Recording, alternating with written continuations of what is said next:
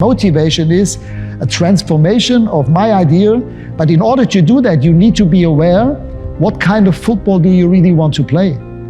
Now, I'm not talking about a little bit of this, a little bit of that, maybe a little bit of that, a little bit of pressing. I mean, come on, what is a little bit of pressing? A little bit of pressing is like a little bit of pregnant. I mean, either you are pregnant or not. Either you want to play pressing or not, but please, not a little bit of pressing. Huh? But you know what I mean? The idea needs to be in your brains yourself first. In order to be able to educate, to teach, to develop your own team, you need to make sure, what kind of football do I want to play? Well, as I said, it's about controlling the game. And in fact, we have 5 different situations in football in the meantime that in the end decide football games. What happens if we have the ball ourselves? How do we play against defensive teams, against teams that maybe attack high or try to press us? So you need to have, as a coach, a very clear idea of how do we want to play if we have the ball ourselves. What do we want to do if the other team has got the ball? What kind of information, match plan, game plan do I give my players when the other team has got the ball? Our idea is clear. It's very, very similar to my, I would almost say, coaching friend Jürgen Klopp.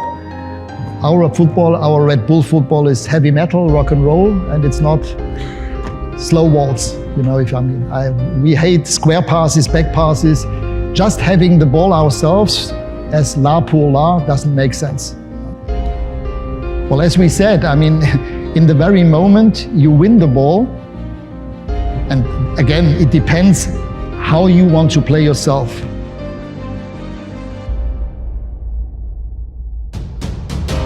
That it's not only about the location where we win the ball, it's also about the intensity. The more aggressive, the more intense we win that ball in that very moment, the more we take this intensity and this tempo into the counter-attack. So that means the more intense we win the ball, the bigger the chance that we create from this. And for example, in the last year when we were coaching Leipzig 2.5 years ago, out of 75 goals we scored, more than 60% we scored after winning the ball 10 seconds before. We spoke about Liverpool, about Jürgen Klopp, we spoke about Leipzig, the way that we played with Leipzig or with Salzburg now. It's about putting the other team under pressure, no matter if it's high up, the higher up the better, but wherever the ball is, we try to win the ball back.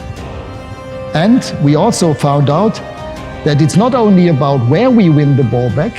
Obviously, the higher up we win the ball back, the closer the distance to the other team's goal, keeper and goal.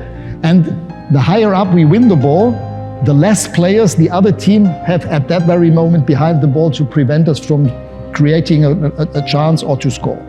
And the same is true with winning the ball back, or when we lose the ball and winning the ball back. The same is true.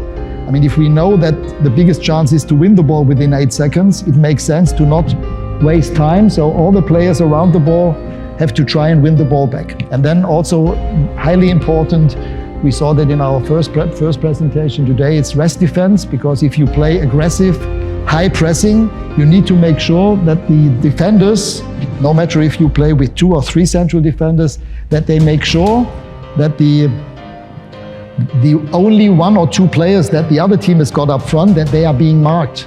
They have to be closely marked, because those 2 players or this 1 player is the only player that might be able to, if we allow them to control the ball, that we get the counter-attack ourselves. And this is about rest defense. This is also nothing less than a train the brain issue, because it's very easy for a central defender. They don't necessarily need to be fast in order to do that. To mark when the ball is still at the other team's 16-yard box, to mark this 1 or 2 players very closely, even mark ahead of them, and the other one like a sandwich mark behind him. And this is what we call rest defense, and this is also for me a very important thing, that you also train this. Not only tell the players that they should do it, but also train it in the training sessions.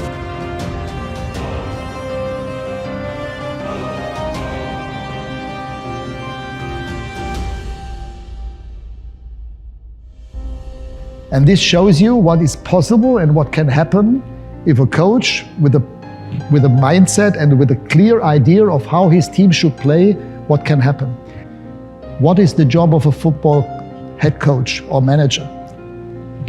To have a clear idea of how my team should play. This can be more the Pep Guardiola style, or the Diego Simeone style, or the Hansi Flick style, or the Jürgen Nagelsmann style, or the Jürgen Klopp style.